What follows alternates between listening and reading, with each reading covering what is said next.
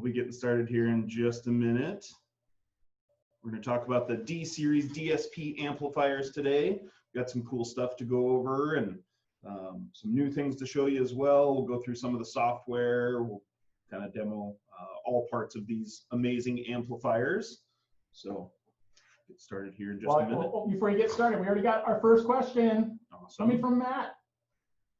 He's going to nerd out on us and have several questions. Number one, I know and trust your amps make their power and then some, but why don't they come with birth certificates?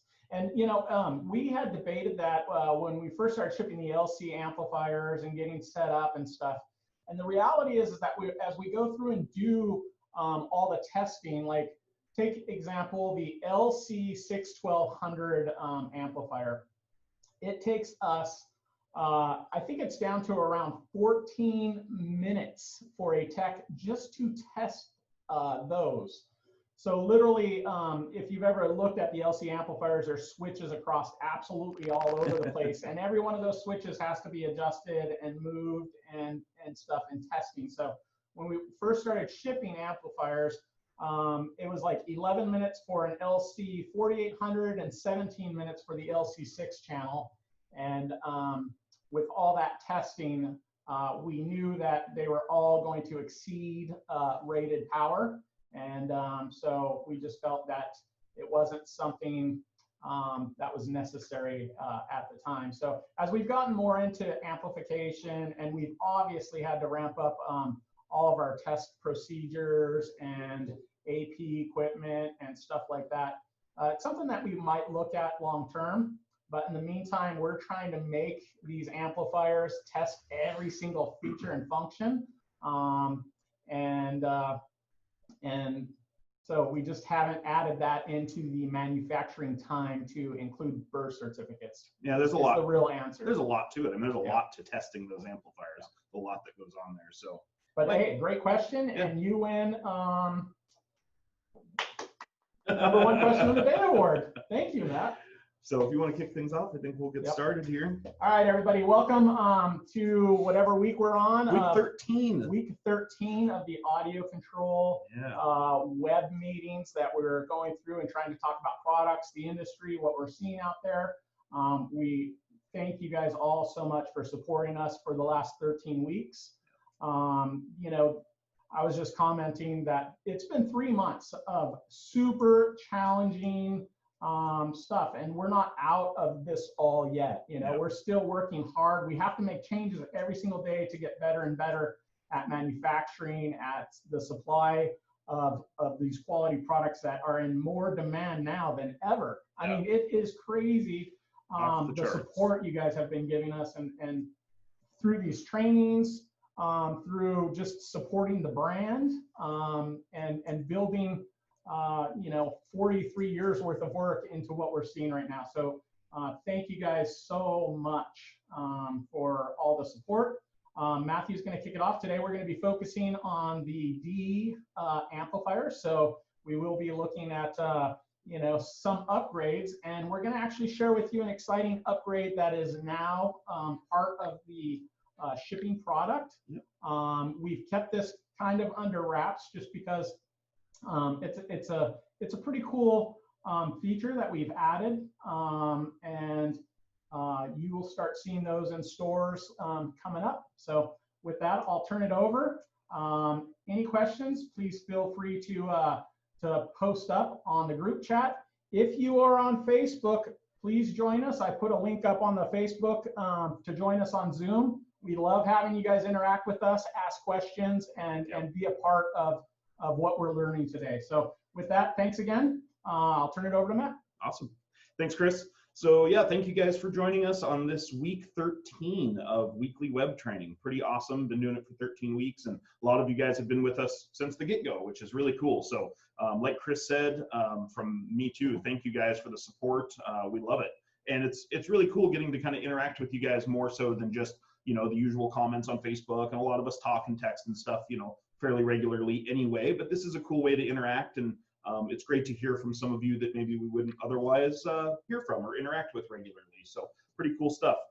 As usual, Chris will be monitoring the chat on Zoom as well as some of the comments on Facebook. So if you have a question, something that pertains to this or maybe something different, we might even stop down and answer some questions that don't have to do with this stuff. But if you have questions about the D-series amplifiers or the software, etc., as we go through, feel free to post your question on Facebook or in the comments or on the Zoom chat, and we'll get to them as we can.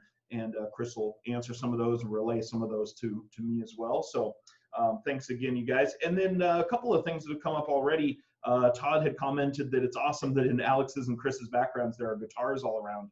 Yeah, we're actually in basically the conference room right now, but it has a full Atmos theater setup in here. So there's actually a rack in the corner full of gear and all that good stuff. But all these guitars that are on the wall, these are not just showpieces. There's lots of employees that come in here on their lunch break, grab down a guitar and start playing and stuff like that. It just kind of goes to, really kind of speaks to the company culture at AudioControl, and that, you know, the people that work here aren't just, you know, assembling metal and putting them in boxes and shipping them out the door.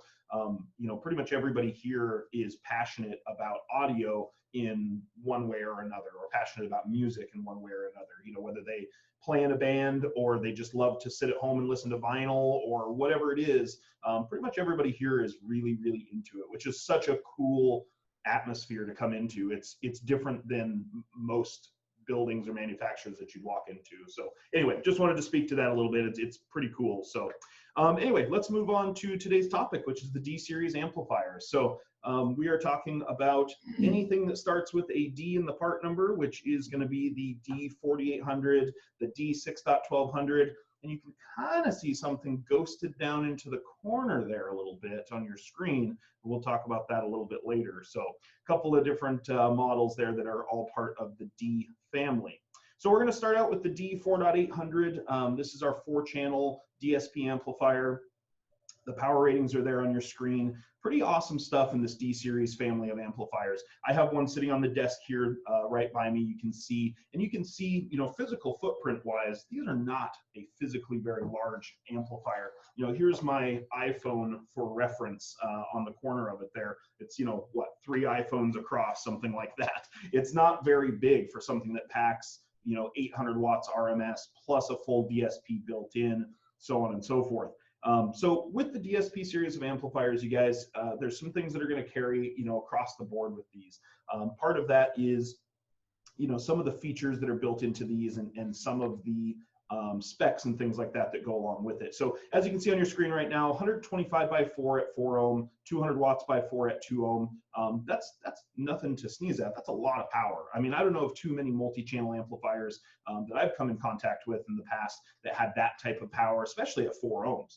You know, I mean, there's lots of amplifiers that produce some big numbers at lower impedances, but to have 125 watts of clean power, RMS at 4 ohms is pretty awesome. And a note on power ratings, you guys, we don't do peak power. We don't do max power. I've talked about this in other trainings if you've watched some of the other ones, but we don't mess around with max or peak or any of those, you know, if lightning strikes type ratings. We just do real power ratings. So when we tell you that it does 125 by 4, you can be, you know, rest assured that it's going to do that and more.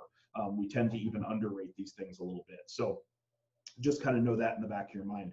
With the D-series amplifiers, one of the things you'll immediately notice when you're looking at these physically is that on the top panel of the amplifier, there are no dials, controls, knobs, any of that type of stuff that you typically see on our, say, LC series or ACM series or anybody else's amplifiers for that matter. There are no physical controls on these. So the only thing that you're going to see on the top of here is there is a switch for GTO. So I shouldn't say there's no physical controls. There is one. So there's a GTO switch on there. And then everything else is just lights for setup and maximum input, output, that sort of thing. So it's just LEDs on the top here for diagnostics and setup and all that type of stuff. Everything else is going to be done by software. So speaking of software on these, we're going to dig into the Smart DSP software in a little bit. I know there's going to be questions about the software. That's fine. I know guys are going to have, you know, lots to say and lots of questions and stuff about that and want to know a lot about the software side of it. And we are totally going to get into that. I just want to go through some of the models themselves and the physical stuff first before we dive into the software. And part of the reason with that is that the software itself covers all of the D series models. So whether you're working with our 4-channel or one of our other models, that software is the same, other than a few settings in there that pertain specifically to that model. So on the D4.800, one of the other things that I think is important to mention on this and makes it kind of a standout in its class is not only is it an 800-watt amp and very powerful, physically fairly small, but it's also obviously a built-in DSP. So this is a 6x6 DSP. And you may be kind of thinking, how is it a 6x6? It's a 4-channel amplifier. What's he talking about? Well, what I mean by that is on the D series amplifiers, and really all of our full-size amplifiers, they have more input channels than they do output channels. So when we look at a D4.800, we actually, although it's a 4-channel amplifier, it actually has 6 channels of high-level input. So if you are integrating this into an OEM system, into a car that maybe has, you know, separate mids and tweets in the front of the vehicle, separately amplified discrete channels, something like that, the D-series amplifiers can handle that as far as the input section goes really easily, and you'll see that later in the software. But the reason I say it's a 6x6, 6 channels in and 6 channels out, is although there are 4 amplified channels, which you're seeing the power ratings for on your screen right now, it also has 2 channels of DSP output that are low-level, non-amplified outputs, so RCAs, right? So when you're looking at that amplifier on your screen right now, you can see there's 6 RCAs on it. 4 of those are for input, 2 of those are an output. And what I like to make really, really clear when I'm talking to guys about our amplifiers and their RCA outputs is that unlike some of the amps you may have encountered in the past or other amplifiers you've installed, they are not a pass-through. It's not just, hey, here's what came in, I'm going to pass it back out. That is a DSP output. So if you're doing a mono amplifier or an additional 2-channel or 4-channel or a slave amplifier of some sort, you don't have to worry about buying a DSP sub-amp or a DSP 2-channel or whatever it is, because we can actually DSP those output channels built into this amplifier. And we'll dig into a little bit more of that here in a second. So as we look at the D4.800, here's one of the really cool things that we were talking about that we wanted to show you guys today is now the D4.800 features the option port. For those of you that have ever installed our D6.1200, which we're going to talk about in a second, it has something on it called the option port. I've got it circled on your screen there. You can see the difference between the 1st generation and the current gen model. We had to kind of rearrange some things on the board there, and really it's more than you'd think. You know, guys had asked in the past, why don't you guys just add the option port?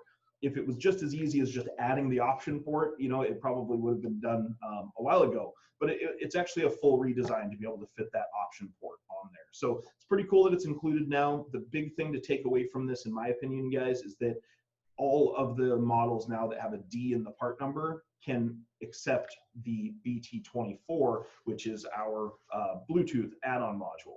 So now you can see it plugged in there on your screen. You can also see I've got one plugged in here on the tabletop here. Now all of those D-series models, including the 4-channel, can now accept the BT24. You can plug it in, and now you can stream high-res audio straight into the amplifier, and you can set up and tune the amplifier via Bluetooth, as well as use our AudioControl app to be able to have wireless control for the consumer of the amplifier without getting into all the DSP settings and tune and all that type of stuff. So we'll talk a little bit about AudioControl here in a little bit as well.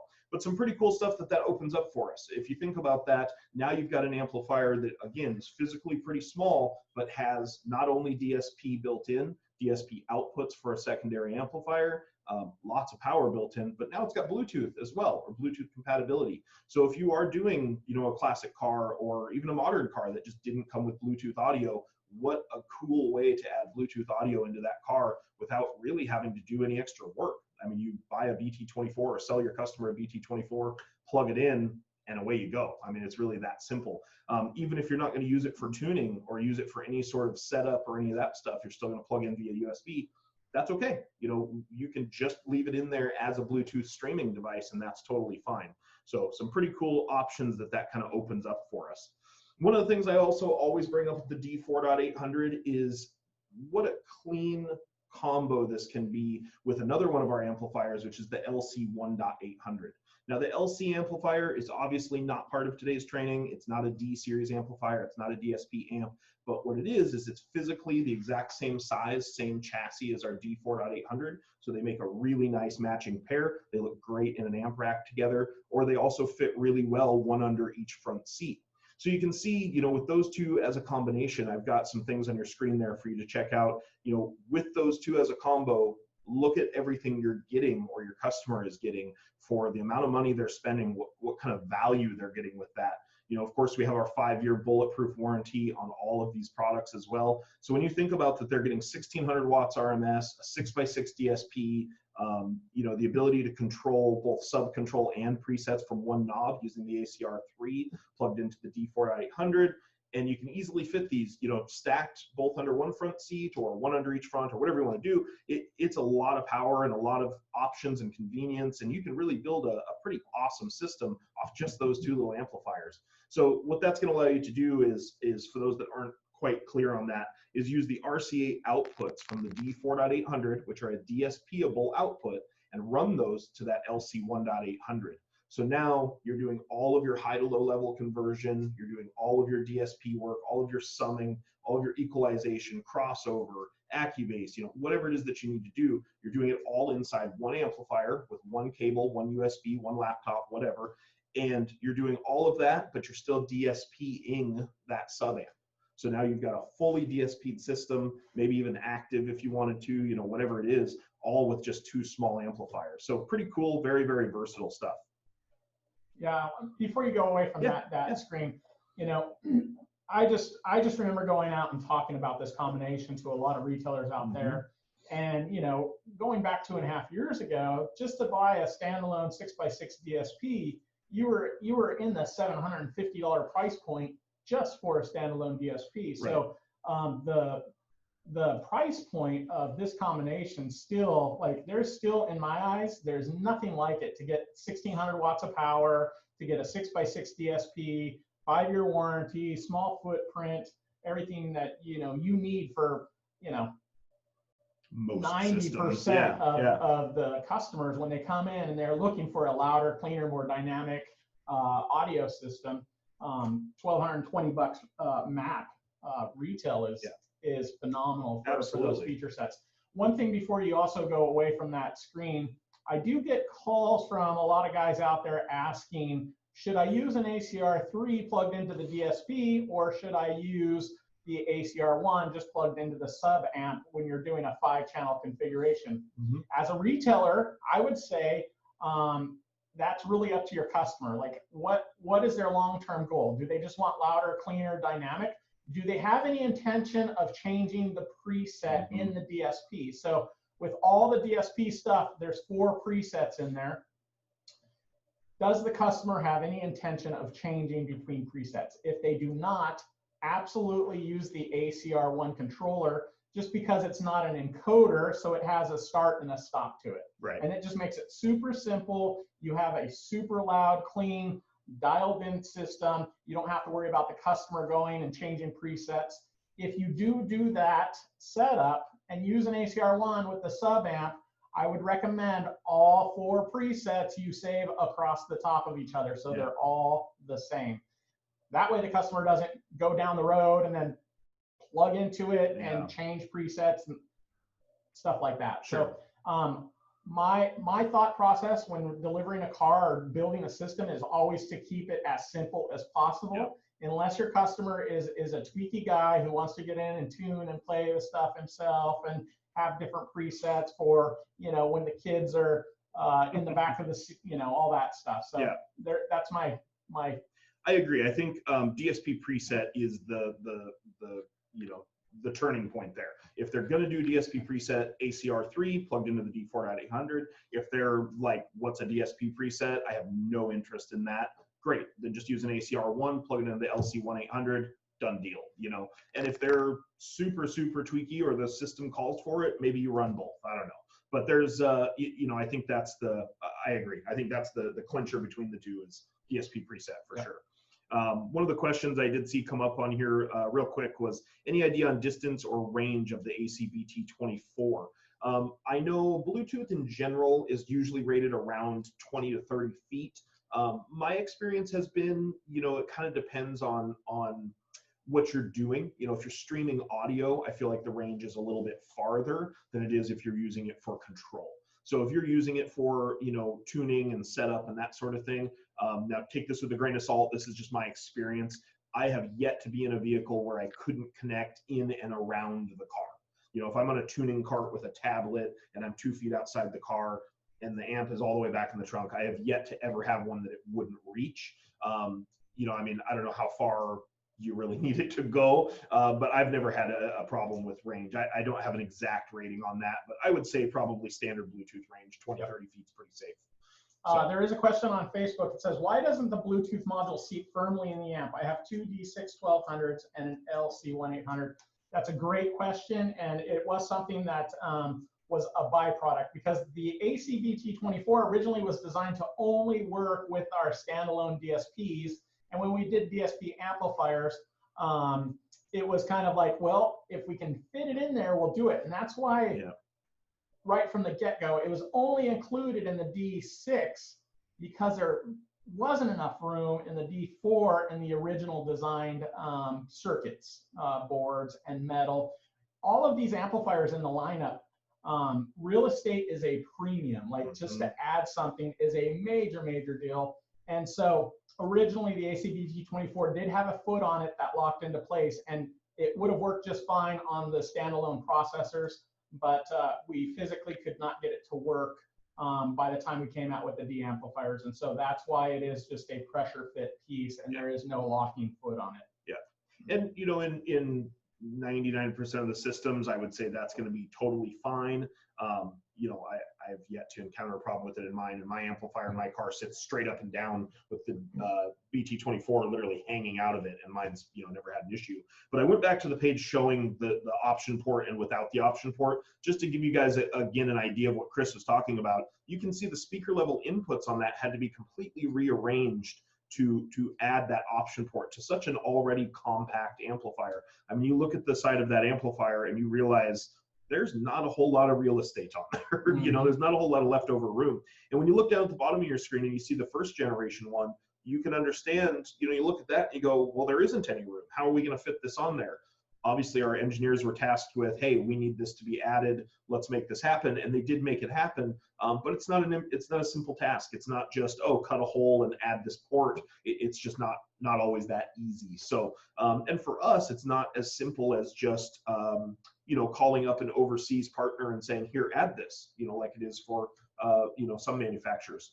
Because we do engineering and design and all that stuff in-house, that's something that's a little bit more time consuming. So just to speak on that topic a little bit. So let's move on to the D6 1200. I know there's a ton of questions and stuff, and we will try to get through as many of them as we can. So the D6.1200 takes the D4.800 and really kind of expands on it. With this, you have a 8-channel in, 8-channel out DSP. So 8x8 DSP, kind of like the D4.800 has a 6x6. So this also has 6 channels of RCA input, 8 channels of high-level input, as well as those 2 RCA outputs from the DSP, plus all of your powered outputs. So again, 125x6, 200x6 at 4 ohm, at 2 ohm. And then these are bridgeable, and that's something I should have mentioned on the D4.800. One of the coolest setups, I think, and one of the most unique setups with the D4.800 is to run it as a 3-channel. So 125x2 at 4 ohm plus 400x1 at 4 ohm bridged. You've got a killer 2.1, components with passive crossovers in a sub, or 2 really nice coaxes in a sub with DSP, with all your processing, with all of your high to low conversion, all in one little amplifier with Bluetooth if you want it.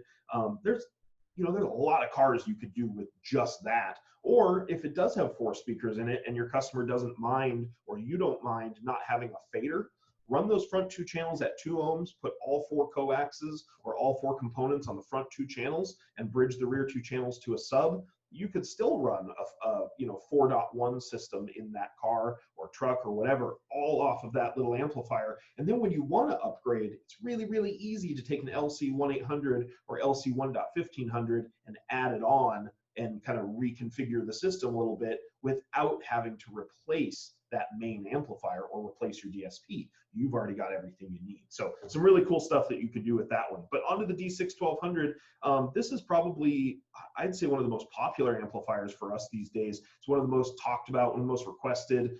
It's the one that probably gets, special ordered the most by certain companies. It's a really cool piece. A 6-channel amplifier, as awesome as it is not as common as you might think. Not every company makes a 6-channel. Some could argue they should, but right. Not every company makes a 6-channel amplifier. So it's unique in its own right, just in that respect. Speaking about the Bluetooth piece on the D6-1200, I always get guys that ask me, hey, the Bluetooth piece doesn't seem to fit with the cover on, blah, blah, blah, blah, blah. It does fit. You do have to, when you put it in there, get a little bit creative at maybe putting a slight angle on it as it tucks in there if you want the top cover on that 6-channel. It's not going to hurt the BT24. It's not going to hurt the amplifier. It's totally fine. But if it really bugs you that much, you can take the top plate off the amplifier too if you want to. They're beautiful either way. So just one of those things that I thought I'd mention. So as we get through the amplifiers themselves too, there's some things that I wanted to talk about that are coming soon, and some things that are common to these amplifiers as well. Let me back up a little bit here. So the D5.1300, I saw somebody comment earlier about a 5.1300. What's that all about? So the D5.1300 is going to be the third amplifier in our D series. It is a 1300 watt 5-channel amplifier. We're super excited about it. We're doing some more testing on these. I just spoke with engineering this morning, doing some more testing on these today, tomorrow, this week. Trying to get these things ready for final production, etc. So those of you that have been waiting for these, we feel you. We want them out too. But we, as usual, we want to make sure something is perfect before it goes out the door. We don't want to do what a lot of companies make the mistake of doing, and that is release something before it's ready and then have problems with it and have to recall them or have to do a bunch of updates or whatever the case may be. We want to make sure these things are rock solid and awesome before we start shipping them out the door. Power ratings are on your screen there. I think these are going to be a home run, both for you and your customers, or if you're a consumer watching this, these are going to be a really awesome jump off point for a lot of systems.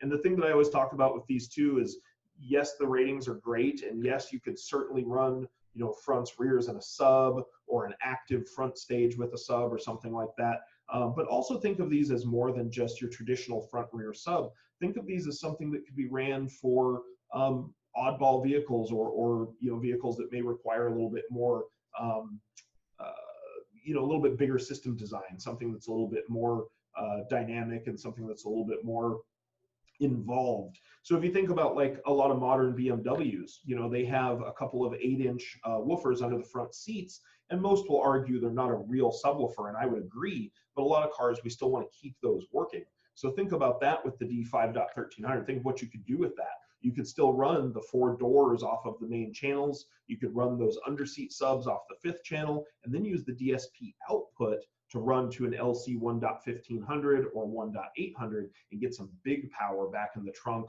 or in the hatch for a pair of 12s or whatever it is that you want to run back there for big bass. So there's a lot that you could do with that amplifier. I mean, the system configurations are endless, and I didn't put the bridged ratings on there on this screen just because there's a lot of specs for that amp, but that is bridgeable as well. So if you did want to run it as the front 2 channels, bridge channels 3 and 4, and then still have channel 5 to run a main woofer, you could certainly do that too. They're very, very versatile amps. Much like the rest of the D series, these are going to have no real controls on the top, just GTO switch, and then everything else will be all DSP. It'll be all digital, so you'll either plug in with a laptop or use Bluetooth, and we're going to talk about that here in just a second as well.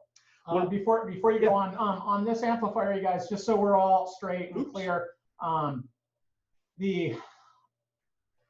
the price point, this price point for this 5-channel is actually going to be a higher price point than the D4800 with an LC 1800. Just so we're all clear, that 1220 is still going to get you a little bit more power. So doing the separate D4800 with the LC 1800 is going to get you a little bit more power in a 5-channel configuration than the D5-1300 for a little bit less price point. So that's kind of the give and take when you start looking at these amplifiers. The 5 channels, you guys, we are fighting to get these done and shipping in by the end of the year. Okay, so this isn't going to be ready next week or next month or probably in 3 months, but our intentions are to get these shipping and out the door this year. There is a couple of D6 questions. So Matt wrote, later this month, I'm having a D6-1200 and LC-1800, an active system in my F-150 after the disappointing B&O system. Can you use the ACR3 for presets and master volume control on D and ACR on 1-800 for sub? Yes, you can. Now, one of the cool things about that kind of setup is, and with all the amplifiers, you have a lot of options there. So if you want to use an ACR1, you can also just add the ACBT24. The idea with that is it's much easier to use your phone to change the preset versus the ACR3. Yep. And then just use that, because you're not going to be changing presets like, you know, every 5 minutes or anything like that. The whole idea there is like you have your dialed in system that sounds amazing, and that's where you're going to listen to it 99% of the time, unless for some reason you're demoing it or showing it off, because quality audio is quality audio. You know, once you get it that one set, you're going to love it. You're going to be cool with it. So in that application, if it was me and I was just starting my build next month, I would say do the D6-1200, add the ACBT24, use your phone to choose the preset recall, and then use an ACR1 on the sub. That way you have that. And when he gets into the user interface, somebody remind me, and I'll talk a little bit more about how the sub works when you're using the ACR3 versus using an ACR1. Yeah. All right. There was also on Facebook, Bill wrote, I literally just got my D6-1200 installed yesterday. I can say so far it's great. No head unit, straight from my phone. Oh, that's cool. Dude, thank you. Thank you. We love to hear that. Yep. The D6-1200 is our second best-selling amplifier. It's amazing how many of those are starting to go out the door. Our number one selling amplifier is the LC-1800, just as a side note. So talking about these amplifiers and some of the things that are common to these amplifiers, and something that, you know, I want to cover because it talks about all of them, is the built-in diagnostic codes. And I brought this up if you watched our LC amplifier video, you know, maybe a month or so ago. We covered those, and you know, the same applies to these. But it's one of those things where I always just like to remind guys that even some of the guys that install these, you know, weekly or daily or whatever, kind of tend to forget sometimes that diagnostic system is built in there. And so unlike most amplifiers where they would just use a small LED, you know, down here at the bottom, and it would go from green to red and tell you, oh, I'm in protect, we took it a step further and really went with a real diagnostic system. It's not just protection or okay, it's diagnostic. And here's what I mean by that. If you see up at the top of the heat sink here, it's probably kind of hard to see in the video, but there is a nice blue glow coming out of these heat sink fins up here. There are blue LEDs in the actual, on the PC board facing out of the chassis here that make these glow. And yes, it looks cool. It looks very, very cool, especially when it's a little bit dark in the trunk or at night, etc. But the other purpose that those serve is that those are actually part of the diagnostic system.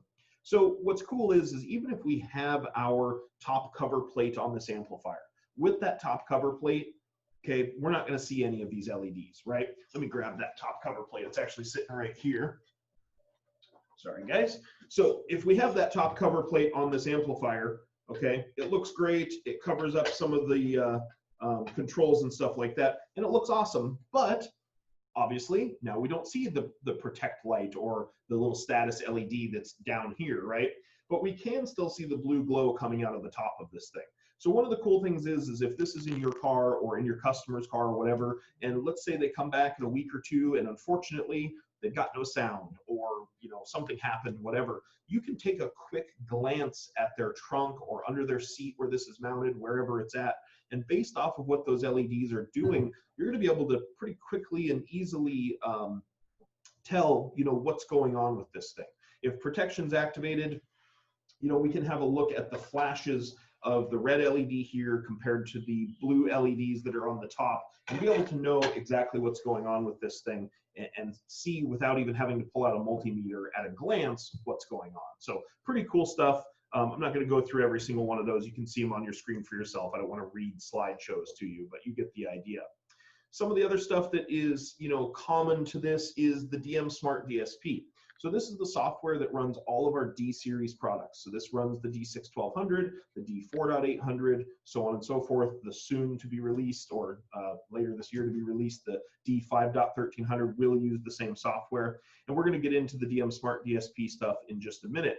But with the DM Smart DSP, it's one of those things where I really like to stress, and this is really important to me, being an Apple user, that this software is compatible with more than just your typical PC. This will run on a Mac. It runs on a MacBook just beautifully. You can use it on both iOS and Android. You can use it on an iPad or an Android tablet. It doesn't matter.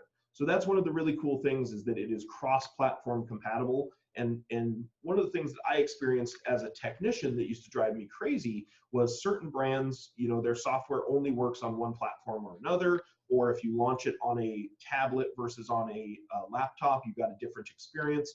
Ours is not like that, okay? The software is going to be the same, whether it's ran on a tablet, a smartphone, a laptop, Mac, PC, doesn't matter. It always looks the same. All it does is scale for size. So yes, if you're on a smartphone, I wouldn't recommend that for full setup and tuning. It's going to be really hard with that little tiny screen.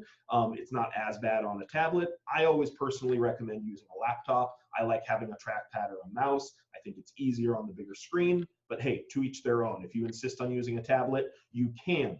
One of the things that I do like to mention though on that topic, and I think a lot of guys aren't sure about this or didn't know, is I've talked to techs on a daily basis that say, well, I bought a tablet just for doing DSPs, yours and other brands. Okay, great. But one of the things to remember is that for software updates and firmware updates, you need a computer, a laptop or a desktop computer. You need one. So whether that means that you bench these, bench prep them and hook them up to your desktop before it goes in the car just to make sure that all the updates are done, etc. Hey, that's fine. But I just, anytime a tech tells me I don't have a computer, I only have my smartphone or a tablet, can you get by?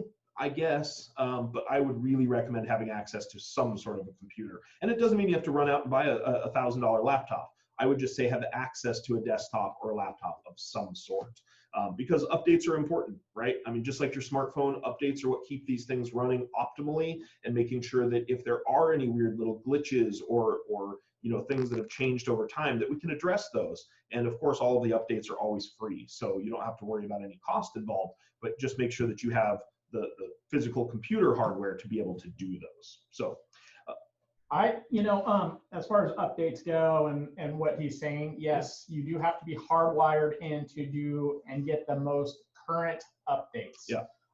So if you're a consumer out there and you already did your install and stuff like that, well, a lot of the updates aren't going to do anything more for you. So it's best to leave them alone. As technicians, any DSP out there, any one of them, I mean, we had this conversation with lots of other manufacturers and everything else like that. Ideally, you want to be deleting off any software package if there is a firmware wrapped up in it. Okay, so that means always flash before you do the install. If you are trying to do it with a iPad or something like that, flash it at a desktop. Make sure you delete any old software and go to the website and get the latest revision or version of software, because the firmware is loaded in the software. And that way you can be sure that every single feature, function, benefit, update, everything is there and ready to go. So by the time you go to the car and do stuff, make sure you're doing those updates. Yeah, because I've talked to techs before where they're asking for a feature or asking for something specific, and hey, when are you guys going to add this or do that? It's like, dude, we added that 6 months ago. Clearly you haven't updated your software, and unlike our smartphones, you guys, those update themselves all the time. So although the DM Smart DSP app on your iPhone or Android tablet or whatever will update itself because we're pushing those updates to the app stores, your laptop or desktop is not going to update that application by itself, okay? So like Chris said, go to the AudioControl website. Well, before you even do that, delete the software off your computer, then go to the website, download the latest version, get it plugged in, get it updated with the firmware, and go that route. You're gonna have a better experience and just a better overall setup when you're done, because you're gonna have the latest software, latest firmware, all that good stuff. We wrap the firmware into the computer software, so there is no separate firmware download or any of that stuff. It is part of the DM Smart DSP software. So just to make that clear. One other thing that I like to mention is I have on the screen in front of you right now that you can connect via USB or Bluetooth. I want to be more specific about that. If you're going to use Bluetooth, you are using a tablet or a smartphone, okay? Even though modern laptops have Bluetooth built in, you are not Bluetoothing from your MacBook or your PC laptop to the BT24 with the amplifier. You do have to use USB if you're going to use a desktop or a laptop computer, okay? So once again, if you're using USB, you're using a laptop or a desktop, Mac or PC. If you're using Bluetooth, you're using a Android or iOS device wirelessly with an iPad, or smartphone or something like that. One of the other things that is, consistent with these amplifiers and something that kind of carries across these, and I get asked this a lot, and it's a physical feature. These amplifiers have GTO signal sensing built in, and I don't know if it's already been asked today or not, but it almost always gets asked. If I use signal sensing turn on with this amplifier, can I use the remote terminal to turn on another device? Yes, you can. The remote input on the amplifier's power section becomes a remote output when using GTO. So if you use signal sensing turn on, you've got a car that works with DC offset, you're using signal sensing to turn this guy on, we can use a small piece of wire to go from this amplifier maybe to that sub amp or something like that to tell it to turn on. Pretty cool feature. Also the DM Smart DSP software, which we're going to get into here in just a second, I want to make sure we have plenty of time to spend on that, is that it has a built-in RTA in there. The built-in RTA, one thing I want to talk about before we open up the software and get into that, is that the built-in RTA is to analyze the input signals, okay? A lot of consumers and even some guys in shops sometimes get confused with the fact that, oh great, it's got an RTA built into it. Yes, it does, but it is an electrical RTA, okay? It's analyzing the incoming electrical signals. It is not hooking up with a microphone and analyzing acoustic response in your car or in that vehicle, okay? So no, there is not a microphone that's gonna plug into this, and it's not going to, tune your car for you with the built-in RTA. The RTA is gonna analyze the signals coming in, which I'm gonna show you in just a second, and it's going to allow you to have a look at those incoming signals to determine whether you need to do summing, see if you have any weird EQ to correct, and that sort of thing. So that being said, let's move on to the software here. Let me stop sharing this. While he's doing that, yeah, Matt said, just to make sure as a consumer, I should not worry about firmware updates once my equipment is installed and tuned via USB. I would say that's absolutely correct. So the only time we want to make sure, on initial install is that you have the latest and greatest. But if you have a laptop and say, you did your tune a year ago and it still connects fine, you want to go in and just put a little salt and pepper here or there, go for it. Yeah. Go for it. Don't worry about doing the update, okay? However, if it's a fresh install and you're having a hard time getting some connection, you have to remember that there's three forces at work when you're talking about software firmware. You have the wireless, if you're using an iOS or Android device. All right, so if those go through and do an update on their own and you have that, you might need to go through delete software on your PC, plug in and go through it that way. Okay, Matt, but if you go through and via USB, you do your tune, you're a rock star, you're super happy with everything. No, leave the same software firmware on your laptop. So even if you need to go back in after, break in or whatever and do a little bit, like I said, salt and pepper, just leave it. Yeah. You'll be perfectly fine. And on that same topic, one of the things that I want to address that I think we get probably some of the most calls about or the most questions about is Bluetooth setup and Bluetooth connection to any of the D-series devices. We get calls from guys and, hey, I was able to connect to this thing when I installed it 6 months ago. I went in the other day to add a little, as Chris calls it, salt and pepper. Gonna go in and tweak this and tweak that. And now I can't get in. I can't get the Bluetooth connect. I can't get the app to connect to it, blah, blah, blah, blah, blah. 9 times out of 10, you guys, what that is it's that, kind of like Chris mentioned, your app has progressed and gotten newer and newer because it's having updates pushed to it. But if that app has progressed to the very newest one, there's a possibility that it may not be able to communicate with the firmware that's on that amplifier that's 6 months, 9 months, a year, 2 years, 3 years old, whatever it is. So in that situation, that's one of those where I would highly recommend, hook it up to a real computer, laptop or desktop, delete the software off the computer, bring in the latest software, update the firmware on the amplifier, and it's going to ask you guys, it's going to pop up and say, there's new firmware available. Do you want to upgrade or update? You're going to say yes, and it's going to do its thing. It's really pretty straightforward once it gets to that point. So I just like to bring that up because it is one of those things that I think gets asked probably some of the most, and that is, why can't I communicate with it? 99% of the time, that's why. Because they've got an old firmware, but a really new app software or app build. So with that, let's open up the DM Smart DSP software. I'm going to start screen sharing that here. Here we are. And let me just make this full size. There we go. So this is what it's going to look like when we first plug into the amplifier. I'm connected via USB. I'm using a MacBook Air today. Connected via USB, this little blue cable right here. So we put in the password. Yes, these are password protected. As you can see on your screen, 1234 is the default password. So we type in that password. It's going to connect here via USB.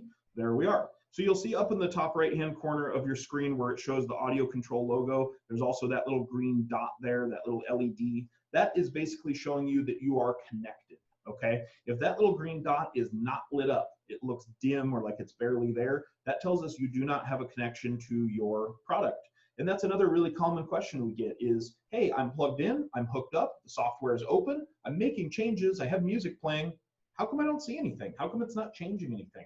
I'm dragging all these sliders and I don't hear any difference. That's why. 9 times out of 10, they're not actually connected. They look like they're connected. The person doing it thinks they're connected, but 9 times out of 10, for some reason, they're not. Whether that's a driver issue with their computer or they're not actually powered up or plugged in, that's one of those deals. On that topic, the amplifier does need to be powered up in order to access the DSP. That's another question we get a lot when we get tech support calls. Hey, I'm not able to connect. Well, is the amplifier actually powered up? Half of the time it's not. Half of the time they took it out of the box, set it on their desk at home, and they're going to try to set up the DSP ahead of time, which is a great idea, except for that the amplifier has to be powered up in order to access it. I want to throw in something else when we're talking about the software and firmware.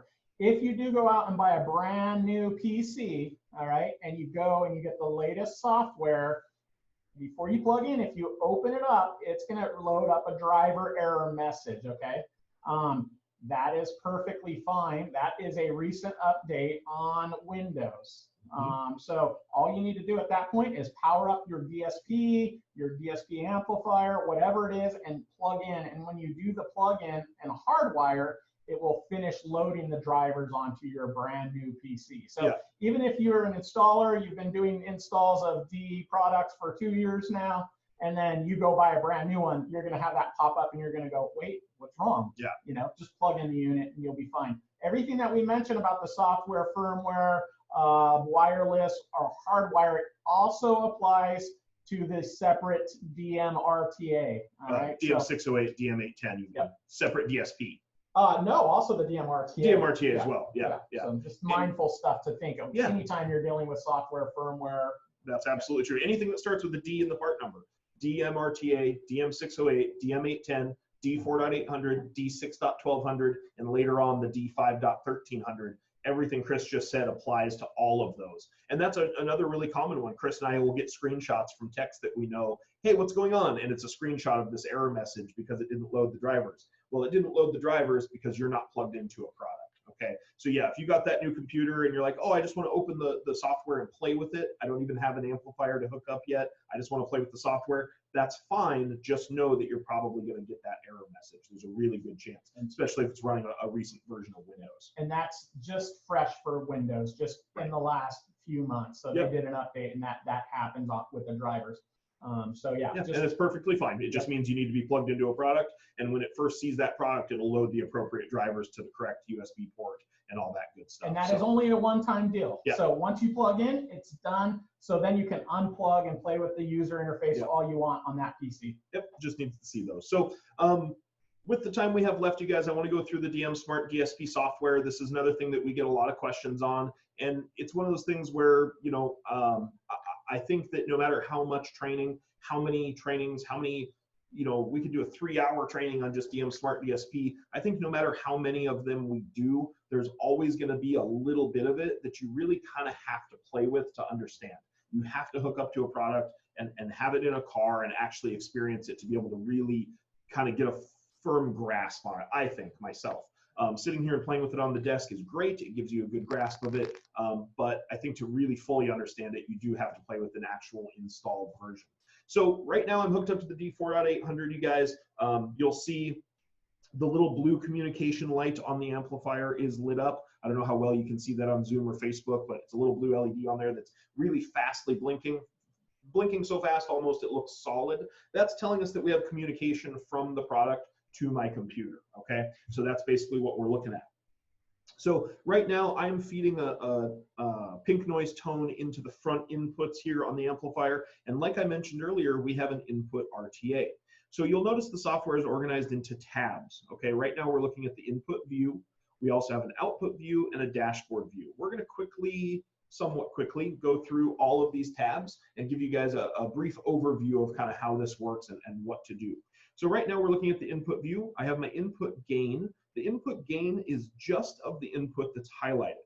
So, excuse me, right now we're looking at the front inputs. Now that can be the front RCA inputs or the front high level inputs. Those are the same, okay, as far as the software is concerned. So we could be looking at an RCA signal right now, which we are, but if I was using the front high level input, we would also see it under this same tab, okay?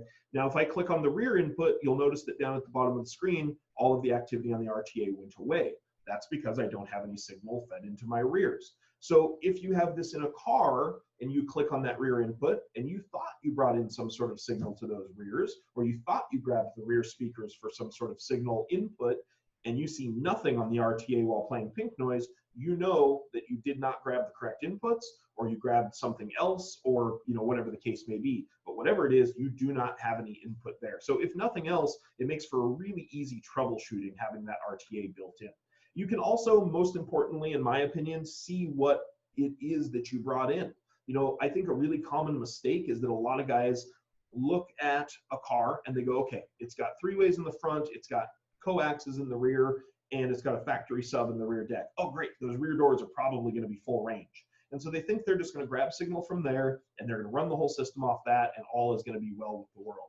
The problem is that a lot of times those rear channels, you guys, aren't full range. You may think they are. You may play music and put your ear up to them and go, oh yeah, I hear bass coming out of there.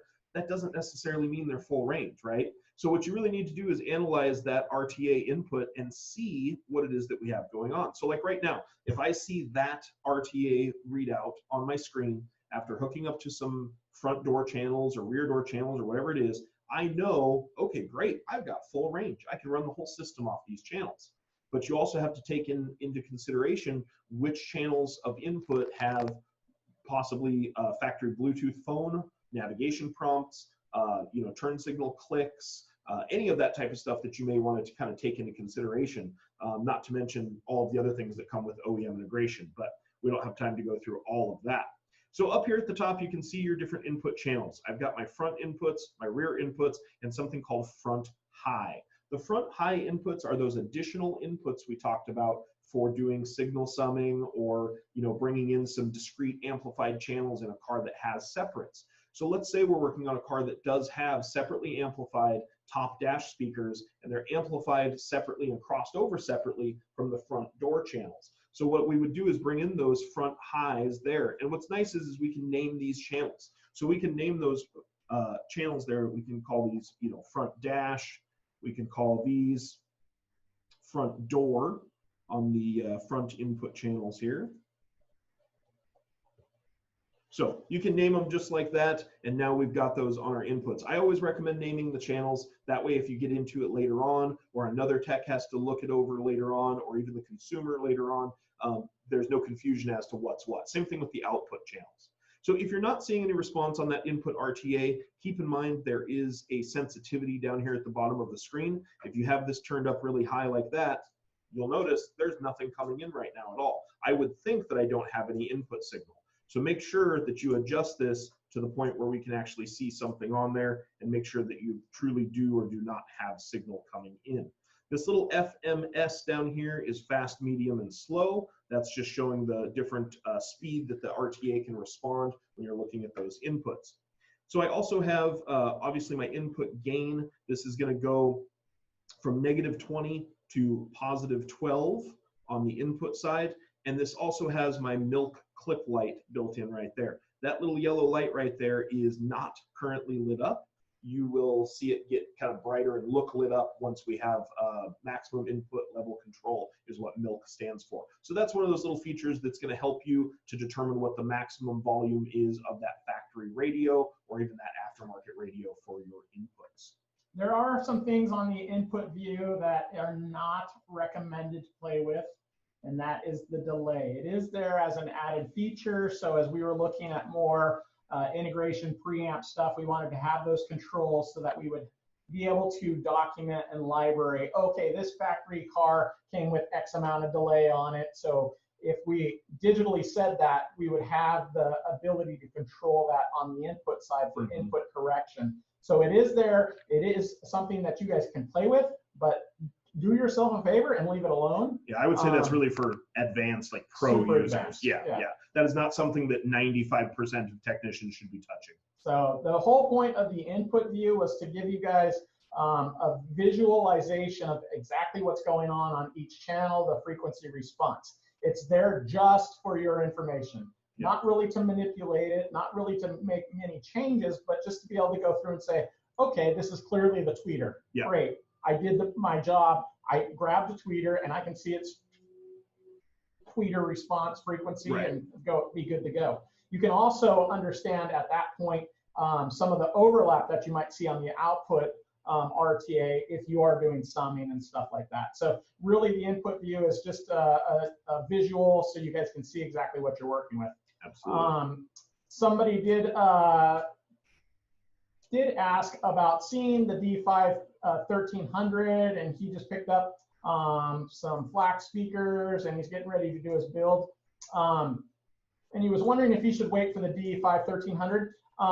The D amplifiers are a lot of technological stuff going on. Anytime you have a matrix DSP, it's really hard for us to say exactly when those products will be released, because as we work through the products, you know, a matrix DSP, literally there can be a million different commands that can go through that DSP. So software-wise, it could take 2 months to finish it, or it could take another year. So I would say if you were in a time frame and, you know, if you were looking to get your system done in the next couple of months, get what's available today. Yeah, agreed. Straight up. Yeah. Okay, so let's move on to other parts of the software here so that we don't run too late today. So let's move over to the output view. So I think this is the one that most guys are going to spend the majority of their time in. Output view is definitely an important tab. So you can see I selected that just by clicking the words output view. And then up here at the top, we have our different outputs. So we have amplified channels 1, 2, 3, 4, and then that DSP line output. Now remember, you can name these as well. So I can call this, let's say, tweeters, and I can call this mid-ranges, and we could do like an active system if that's something we wanted to do. So I'll click here, just type in mids, and this is going to be my line out. I'm going to say to a sub. So click line out and type sub. So that's how I'm going to configure this system. Now, if that's the case, let's say I brought in signal on front that was just the front door mid-ranges, and I brought in signal on front high that was just the top dash tweeters from the factory. Okay, now I need to do signal summing, right? Because I have only highs to the top dash or my front high input. I have only mids to the front door. And what am I going to do with that, right? I need to combine those to do signal summing and get full range. So what I'm going to do is where it says output summing, you can see that front and rear are currently highlighted.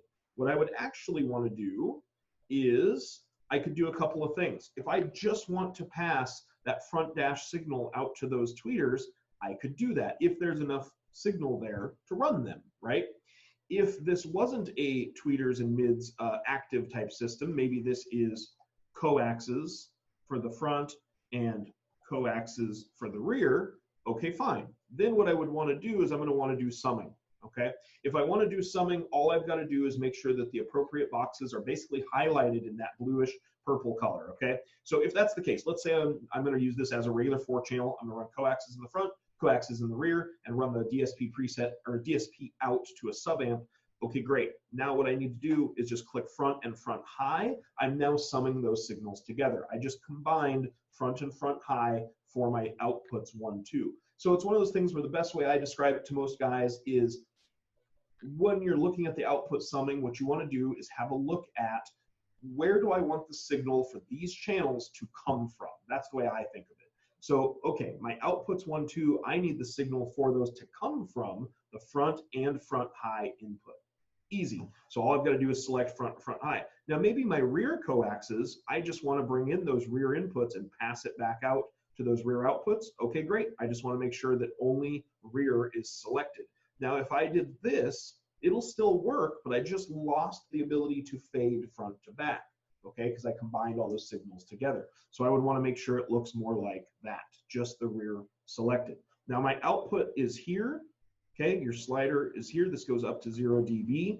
There's a couple of other important things here. Obviously, your crossover section is here. The crossover is really easy, you guys. This would be full range. Okay, if these rears, maybe I want these rears to play from about 80 hertz and up, I can just drag that. If the rears are just going to be rear fill, maybe I don't want them to quite play full range, I can drag those and look something like that. Maybe I want those front speakers. Maybe they're a 8-inch mid-range in the front, so I'm going to cross them over a little lower, piece of cake. And here's that line out for the subwoofer. Okay, I want to low pass that, so I'm going to drag this down, and I'm going to have it play, you know, whatever, 25 to 86.9 hertz. I'm going quick here, you guys. So there is how we'd set up the crossovers. You also have your slope, 12 or 24 dB. Just click and highlight the one that you want. Okay, your delay, if you want to do time correction or time alignment, whatever you want to call it, this is where you're going to set it up. This is nice because it's in inches, so you don't have to do the math. You don't have to convert inches to milliseconds or any of that stuff. If you prefer to work in one of those other formats, you can. You'll notice here in the tools menu, it says change output delay unit. I can do inches, centimeters, or milliseconds if you prefer one of those other units of measurement, but it's defaulted to inches. And again, all I've got to do is measure, maybe from that subwoofer to my ears, maybe it's whatever, you know, sure, 288 inches from that sub to my ears. Okay, great. From those front coaxes, same thing. All I've got to do is drag this and put it where I need it. Now, one of the other cool things in here, you guys, is that we have AccuBase built in. You'll see that section down here. Threshold and level, it's the same controls that you've been setting up on LC2Is and LC series amplifiers. If you've been putting those in for a while, it's the same controls, just made digital. So threshold is when it kicks in, level is how much. So remember with AccuBase, AccuBase is for bass roll-off. So if you have a signal coming in and at a certain volume level, that bass doesn't get any louder. So volume goes up to 50. At volume 35, the bass no longer continues to get louder from 35 to 50. So what we want to do is turn the volume to 35, and then you're going to increase threshold until we hear the bass come back into the system. Then we'll increase level until it sounds natural. You should be able to turn the volume all the way up and down, and the bass should sound consistent with the whole system. It's a very quick description of AccuBase. You can always watch one of our other videos or hit up our knowledge base for a little bit more description on that. One of the other cool sections in here is the ACR3 remote. This is where we're going to select what that remote controls. So if we are using the ACR3 with a D-series product, if I highlight this, I am now telling that ACR3, I want you to control the level of this channel. So if I go into all of these channels and select this, like I'm doing right now, I just made the ACR3 a master volume control. Great for classic cars, great for vehicles with no head unit potentially, that sort of thing. If we want to use it as just a sub control and we're going to use the line out for sub, great, easy enough. We just make sure that it's only highlighted for that subwoofer output. And now that ACR3 is only going to control that line out. Moving down to the bottom of the screen here, you'll see that the RTA is overlapped on the EQ. Really cool feature. So you can actually see the signal that's coming in, and as you're manipulating it, you can see what that's going to look like. So down here in your EQ, you have a choice. You have a 30 band, a 14 band, or a 10 band EQ. Depending on what you want to do, you may not need all 30 bands. Maybe it's a quick tune. I know some shops use this as a way, you know, to when it's 6 o'clock on a Saturday and you're trying to get out of there, maybe you just do a quick 10 or 14 band tune. And once the guy breaks the system in a little bit, you have him come back and do a 30 band tune. You can do something like that, or use it as a way to upgrade or upsell, that sort of thing. Some pretty cool stuff there. You can do split EQ. If you want to have a separate EQ for channel 1 and channel 2, not EQ them together, that's what this section down here at the bottom is going to be for. So if it's going to come defaulted, excuse me, as 1-2. If I click this, this is just channel 1 EQ. This is just channel 2 EQ. So if I make some changes here, okay, and I go back to channel 1, you'll see that these two are different. If I want to group them together, which is how, you know, a good majority of systems are going to be done, now if I make a change here, it's going to be for channels 1 and 2, okay?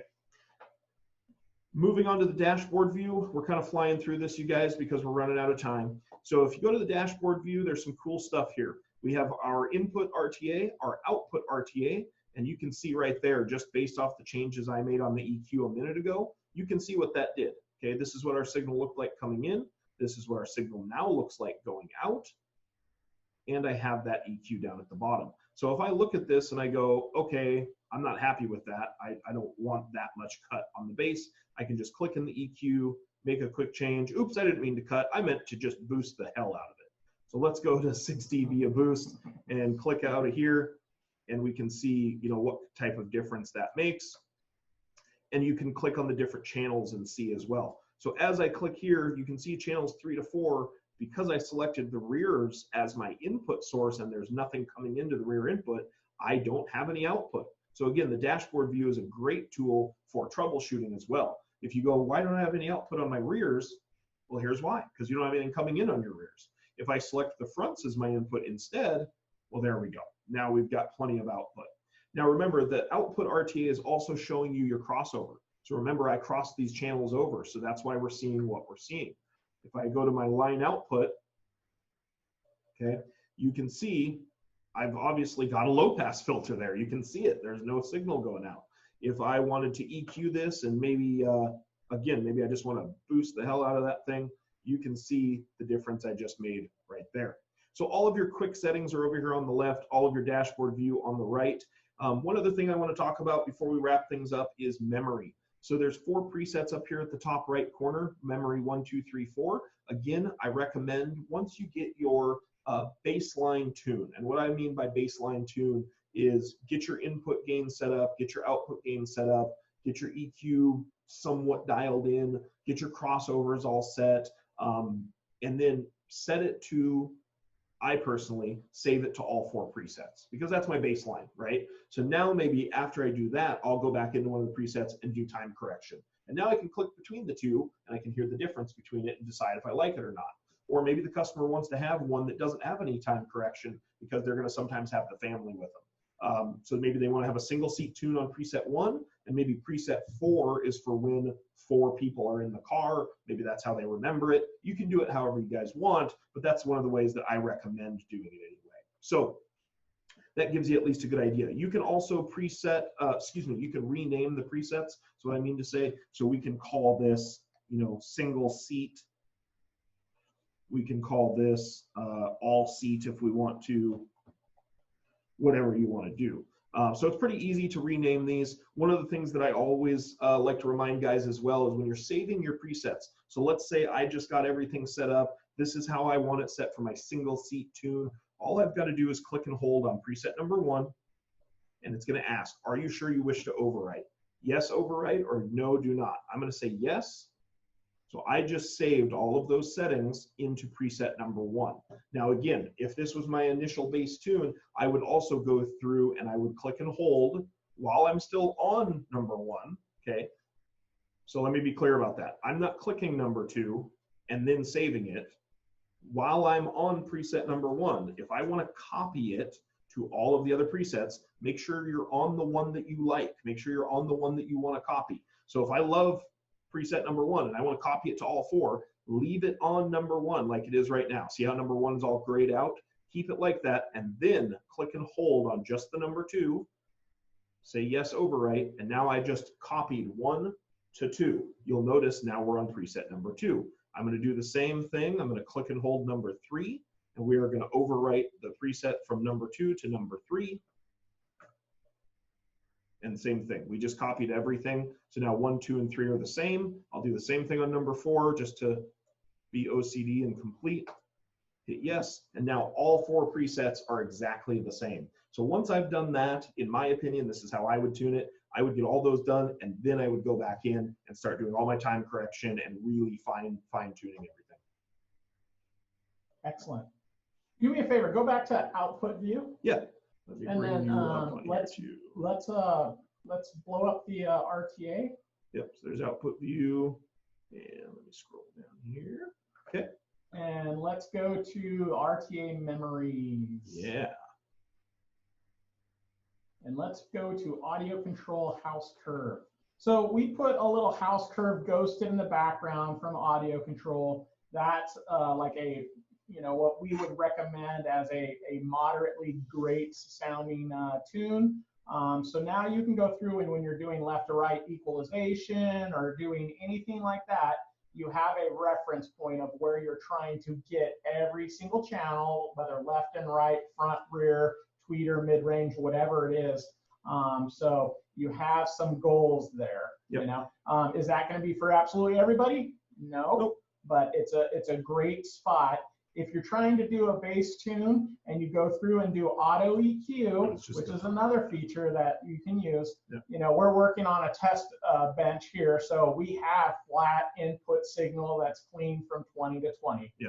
Right. So if you didn't have that, auto EQ is a great feature to go through and just kind of give you some preliminary flat lined outputs on your device. So a lot of cool stuff, a lot of different things that you can do. If you don't want the audio control house curve, you could actually save your own curve. So when you're doing left and right equalization, you can then have your target from your right side and then put it up. So when you're doing your left side tune, you can make sure those two match up perfectly. Yep. So there's store 1 through 6 on your screen. So let's say I wanted to store this RTA memory. I can hit store 1, hit yes, and I just saved that. So now if I go to RTA memory and I scroll down here and I say recall number 1, okay, I just recalled that on there. Now if I bring down the source here, you can see it ghosts it into the background. Pretty cool. Now, one of the other things that Chris mentioned that I should bring up too is the ability to use auto EQ. Auto EQ is pretty cool, but it's one of those things, again, where I want to make clear this is not compensating for the acoustics of the vehicle. This is not reading the response of the vehicle and then tuning the car for you. It is attempting to compensate for input signal. So if you do have a car that has, you know, a factory EQ curve, maybe from the factory, your Toyota, Honda, whatever, Mazda, whatever it is, you know, maybe they have kind of a funky EQ curve because they're trying to compensate for these cheap paper speakers that are installed, right? If we want to do that, all we've got to do, you guys, is make sure that there is a fair amount of signal coming in. So like we have now, okay, I am going to deselect all of the current RTA memories, just so it's clear on there for you guys. And I'm going to flatten this out as well. So I clicked flat, I hit yes. You'll notice the EQ goes back to flat for me, okay? And I'm going to pick 30 band, and I'm just going to click auto. So you'll see right there, it tells you, here's what we need coming in order to do auto EQ. So once we say yes, okay, we have all that stuff, which we do, I'm going to click yes. And what it's going to do is it's going to read that input signal, and it's going to attempt to compensate, right? Now remember, it's not attempting to compensate to the audio control house curve, it's attempting to compensate to flat, more or less. So if I hit yes, you can see those are the changes it made. They're fairly small changes, right? It's not going to make huge drastic changes unless that signal is really screwed up. But what we normally recommend is to do this process generally 2 or 3 times. And by the time you get it done the 3rd time with almost probably 90% of the cars out there, this will get you really darn close. Now, is this going to get your signal 100% perfectly flat? No, because there's really no such thing, right? But it can get you, I don't know, probably 80% of the way there. It's one of those things where for what I call production work, okay, cars that we're gonna bring in the shop, install some gear in, make them sound really good, and then ship them out in a day, okay? You know, maybe a 6-hour, 8-hour job, not a 2-month job, not magazine work, okay? We're not winning I Ask for World Finals here. We're doing production work. And if you're doing production work, like most of us are, auto EQ on the input side will help tremendously with saving time. So get your correct inputs in, you know, run all those inputs in that you think you're going to need, analyze those with the built-in RTA, get your level set, get your crossovers set, save it to a memory, go in and do auto EQ 3 times, let it correct that for you, and I would say by the time you're done with that, you are 90% of the way there. That car will sound 100 times better than it did when it came in, even without any time correction. Let's say you didn't do any time correction at all. You just left it in stereo. I still think for 90% of the consumers out there, they would still be blown away. And if you want to take it a step further and really tweak that EQ by putting a acoustic RTA in the vehicle and you know, measuring acoustic response and then adjusting EQ and doing time correction and all that, okay, well now we're really taking it to that next level. But not every customer needs that, wants that, or can, you know, pay for that. So it's one of those things to keep in mind. Don't take every job and make it an I Ask a World Finals job, okay? When you're doing production work, we need to do these in a way that is, you know, something that's still going to sound fantastic, but something that doesn't take 8 hours to tune. These cars should not take 8 hours to tune, you guys. They should take, you know, 30 minutes or so, and you should be able to push this thing out the door and be really happy. Yep. Guys, when we did all this work and put these features together, they were there for you guys to become efficient, to get in, get out, make the changes that you need to make. Let the DSP do the work for you. There's a lot of amazing features built into these. And, you know, we have reps that we share with other brands. You know, the benefits to these, first off, you know, time alignment. You will never have to work, you know, to think about time alignment because it's all there for you. All this stuff is put there so you can get in and get out. It's amazing how many times, you know, we can log in and just by using the software, do a tune that only takes, you know, I think I got through it. Oh, did you? Yeah. But we can get in, get out, and you know, do a tune in 20 minutes and with amazing results. All of us in car audio, if we've been doing it a long time, we know what sounds good and what sounds great. Okay, we're giving you solutions to make it sound great and get it out your door, like Matthew said, production work. Yeah. Okay. If you're spending longer than an hour doing tunes on this stuff, chances are you're overthinking some of the features and functions. The DSP does a lot of the work for you. Yeah. So if you have any questions on any of that stuff, we're always available, Matthew and myself. Yeah. I'm going to cover one more question before we wrap things up, and that was, if I do a lot of the same car, can I save my tune to my computer? And absolutely, and that's a really great point. I'm glad you brought that up because it's something I should talk about more.